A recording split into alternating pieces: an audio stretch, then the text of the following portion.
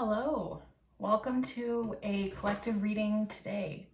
As always, remember to use your own discernment, join with intention, and allow the message to be received with an open heart. A quantum reminder, we are speaking through symbol and story here.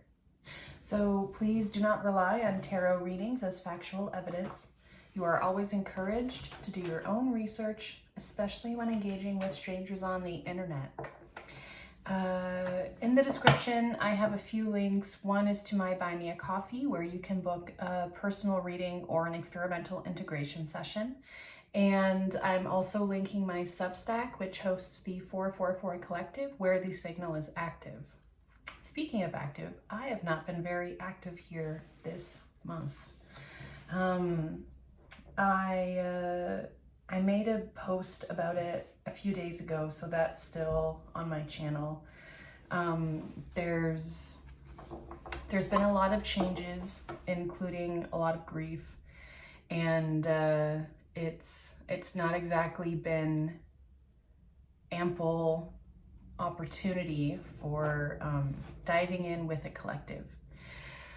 At the same time, I received an opportunity from the career that I was walking away from, and it's actually very cool. And I get to step back into research, which I'm very excited about. And it also means that the Tori Hydra funnel can no longer be my full-time focus. The majority of my energy does not come here anymore.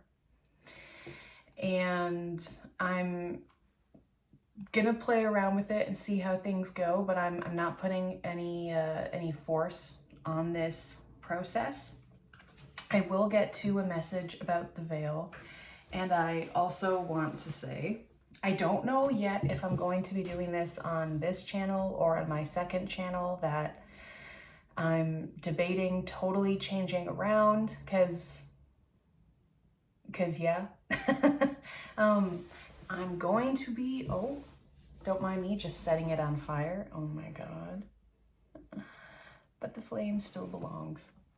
I'm going to be reading through the Divine Comedy, and I don't know exactly how I'm going to be doing that yet. I don't know if I'm going to be like going on live and doing that and then editing videos out of it. I think some would just be me reading, but it's not necessarily reading just to read. The thought is to walk through the Divine Comedy and witness as memories appear. I don't know much about this. Obviously, I've heard about it forever. But I've never read any of it myself. I've never looked too deeply into this story. I know over on Predictive History, he's doing a class right now on the Divine Comedy, and so I'm kind of like tuning in here and there. But I just felt that this is a great learning opportunity for me. I would love to share it along the way, and it's also it would take less energy to show up and do some reading and then see what else appears than to be sitting down every day trying to channel a message. As I'm also doing full-time work, that also takes a lot of my energy. So this is kind of my my in-between, my middle space as we hit 4 minutes. So if that is on this channel, you will see that soon. If this is on my second channel, I will post something here to bring your attention to go over that way. But I'm still working on like the names of things and business and things tied to name, and then how everything wants to go. Anyway. Enough about that, more about this. So something came through yesterday. Well, actually, a few things. And I don't know what this channel is becoming, what this platform is, if it's more so a broadcast than necessarily tarot. So I appreciate all of your patience coming through with this. Last week, or no, earlier, 2 days ago, I went to go see the new Spielberg movie, Disclosure Day. And like, sure, Hollywood, blah, blah, blah. It was interesting. When we're talking about like use your discernment and only take what resonates, there was a lot that resonated. And I left and I was waiting for the bus, and between the fog, the traffic lights, my glasses, and the moon, a circle appeared in front of my vision. And I know when cars would pass by the intersection, it would flick and it would go for a second before coming back. And so I said, okay. But I focused in on it. And the main thing was these, is this, how's this? Yeah. So these three here were the main triangles, and I literally had a Sharpie in my purse and I like drew it on my hand, so that may be something as well. And then it was kind of like looking at a petri dish, and there were a lot of different dots, you could say. These are the main dots, and then there were these three here that kind of felt like a triangle moving into a formation of other, not moving into more of a triangle, but starting here and spreading. Oh, what's that? Do you see that? Is that just like a tiny little bug? I don't want to place this on fire, but that's a tiny little bug of some kind. What are you? Do you see that? Like right there? Oh, I don't know what you are. I might need to let you go outside.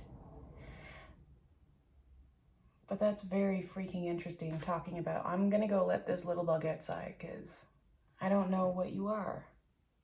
But I know you're not supposed to be here at this moment. Well, you are, because you're here for a reason. Like, you're moving fast. What is that? I've never seen that kind of little bug. And I'm getting the sense that the bug has never seen a big me.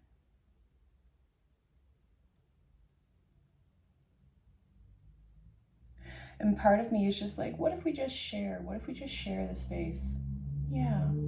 Okay, so I'm not gonna kick you out. I am gonna ask that you don't invite a bunch of your friends to come hang out, but I won't kick you out. Wow. Landed on a cosmic peekaboo. So that's very interesting. We have this teeny, like, wow, it's so small. Okay, I'll continue, but we'll see where our friend moves along the map. Something had come through yesterday about the veil. Yeah, as the incense falls.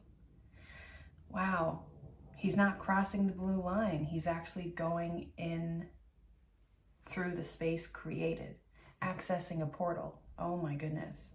Okay. Wow, thank you, thank you. And that's a big hill to climb.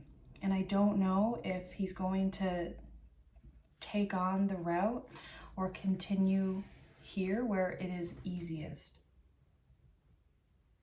Turning around. Wow, he turned back a little and he went up the hill, and up he comes. This is fascinating. And I don't even know if you can see it, but here he came in here and went down a little, and he had been along the page, and then he went back, and then he went up. So now we're about to cross the threshold.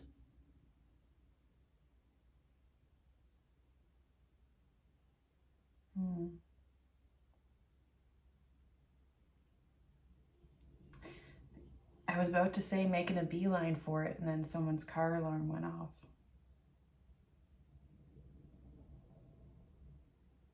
I don't know if I'm supposed to just keep watching you or if I go move with the cards.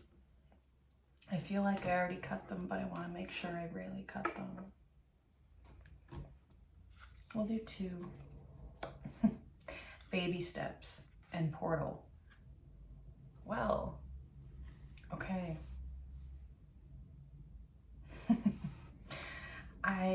It feels rude for me to go ahead talking about something else as we have this guest here. Something about guests in our orbit.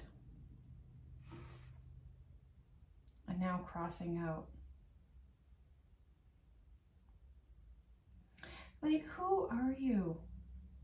What little remnant? Where did you come from? And as it's crossing over on the pages here, I see the word less. So it's less about the questions. Okay, little guy. Wow, he went down all the steps of the book, and now he's on the table. Okay.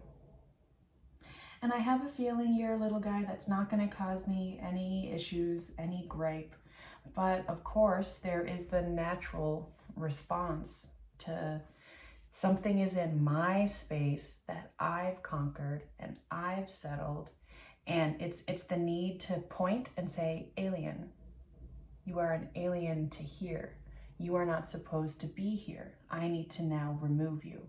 I know that is a classic way that we respond to what new appears in our arena. And I don't know where our friend is. I saw him go towards this way, and now perhaps I may find him again, perhaps not. Perhaps this was just a cosmic crossing. That's so interesting.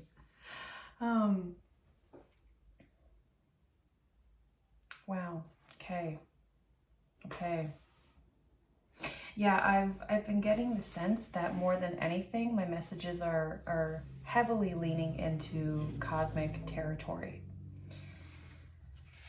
And so I'm going to go with that. And so the idea of the veil came through. So I can bring this back to the flame. And as an alarm, not an alarm, a siren.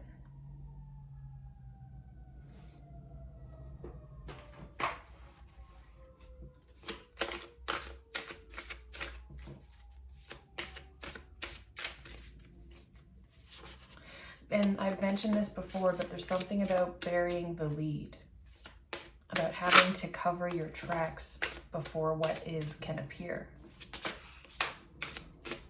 Okay, that's a lot. Let's see.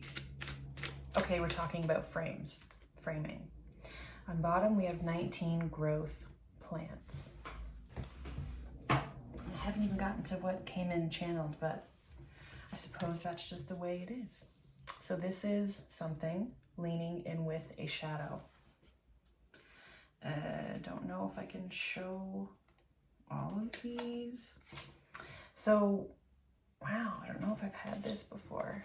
We have number 10, Fury, Bushfires. Number 12, Fluidity, Outer Core. And of course I'm seeing out of control fire being doused through the outer core. And I've been hearing more about the outer planets as outside of ourselves, and then the inner planets as within, and that's totally a butcher. But that's recently shifted how I'm looking at planetary fields. So that has been new. And then we have the sun, number 6, light. Not dimmed by the shadow, while still in the shadow nonetheless. Okay. Okay, so we will be in reference to what had been coming through is stitching a veil out of self cloth. And I know for a lot of people, there's this concept of the veil and that they want to cross it. They want to pierce through. If the edge of this book is the veil, as my voice quivers to that, they want to be able to, like our little friend, they want to be able to pass through. And they're constantly looking for a hole, an entry point. Wow, this little friend came at an awesome time. We're constantly looking for an entry point into the other side of this veil. How I experience it is there has never really been a veil. I've actually been, living amongst humans, as we all have, and looking around and realizing that everyone is speaking of this veil, and I never saw it. And over time, through conditioning, etc., what I learned to do is stitch a veil together. It's kind of like everyone says, okay, you're gonna get this present, and then you need to unwrap the bow to get to the gift. It's like living with the gift and being like, but I'm supposed to open it, so I need to find a bow so I can get to the gift, not in recognition that presence is with. As we hit 16 minutes on that. Crafting a 7. 36, wildness, electricity. And so there has been this energetic pull push, almost. Also, a pill push came through. It's interesting. Oh, what kind of tarot?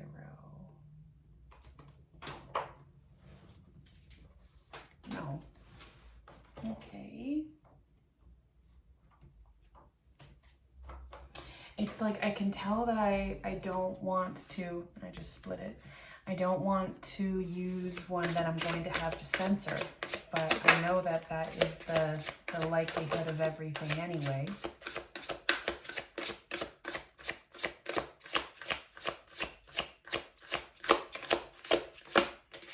Okay, hour 2. And on bottom, we have the 10 of Swords, which is funny. I don't even know if I ended up shuffling. Yeah, because the bottom of Mindscapes is also 10 of Swords. And I saw this and then it wasn't the right deck, so I put it back, but interesting. I'm hearing what is beneath us is behind us. And beneath, I do not mean in terms of that's beneath me. I am more than this. I am above this. I don't mean it in a condescending way. I mean it in a way of like beneath your feet. What is beneath you is behind you. A centering, a grounding stitch. So here with the Page of Wands into the Peekaboo portal, there's, okay, I know what I want to say, but it's telling me, hold on. Baby steps. So this is all in divine timing. And I know for me recently, everything changed very suddenly, and it was such an upwards trajectory, and it was like awesome and taking a lot to adjust to, but it was the, okay, everything's happening, here we go. And then there was a big boom, a big bomb. There was a loss, and it's really shaken, wobbled a lot of everything. And perhaps that is something that you are also experiencing in terms of cosmic timing, divine timing. Because what I'm getting here is that this is a new fire, a new passion that you are about to walk into. But what the universe is saying is that be very mindful that you don't go too fast, too quickly. Seeing this wildness, is it energy? Electricity. Something of, be mindful that you're not burning so brightly without enough energy, not resources, not refuel, can't think of it, but I'm thinking of like doomsday preppers. Rations? No, but like something into that. It's an R word, something. But be mindful that you're not burning so bright that you're not able to actually protect the power of your peace. And sometimes when we burn very brightly, it gains attention of others who notice, who witness. And then, oftentimes, they show up looking for, I'm gonna put it like crass, like they're looking for their cut, they're looking for their piece. But they're not looking for a slice. They're looking to take, they're looking to own, they're looking to conquer. And this is something that we need to be really mindful of in the coming weeks to months. I keep hearing this through Pam Gregory, that July is gonna be like there's gonna be so much going on in July. And I know it was my breath making the poof sound and gesture that made this flame tussle, right? I understand that physically that is what went on. And while that is physically what happened, energetically what also happened is my breath influenced the fire I surrounded myself with. And I'm seeing not necessarily fire, but like orangey flame here, kind of here, energetically, flaming tropicals we're getting. There's something catching fire. As I almost caught this book on fire earlier with this same candle, honestly. So there's something that I'm gonna just put that over there.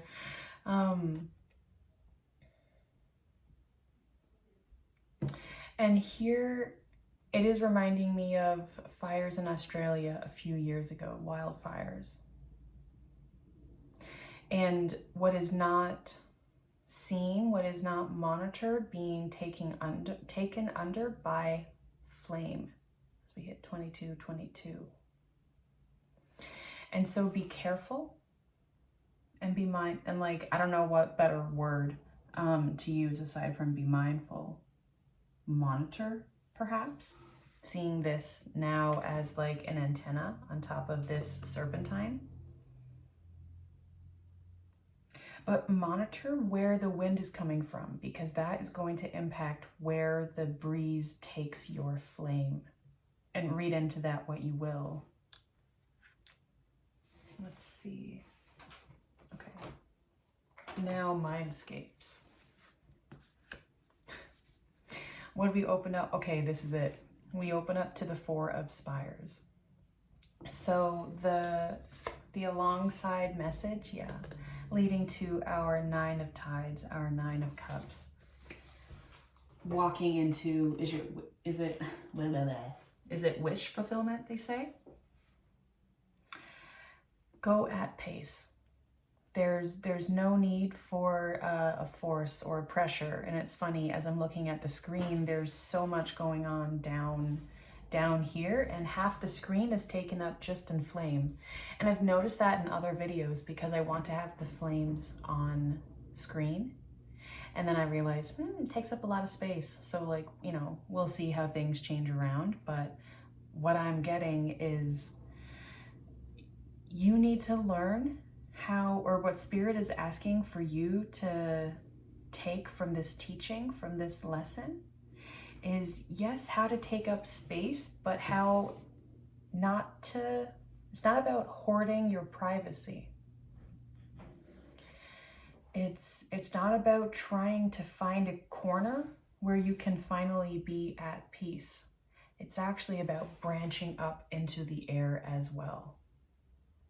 Putting yourself up higher where the breeze will catch you. And it's your responsibility to know what to do in the wind. Okay. Thank you for being here. If this message 2444 resonates with you, you can like this video, comment down below, and subscribe to hear from me more often. Stay tuned.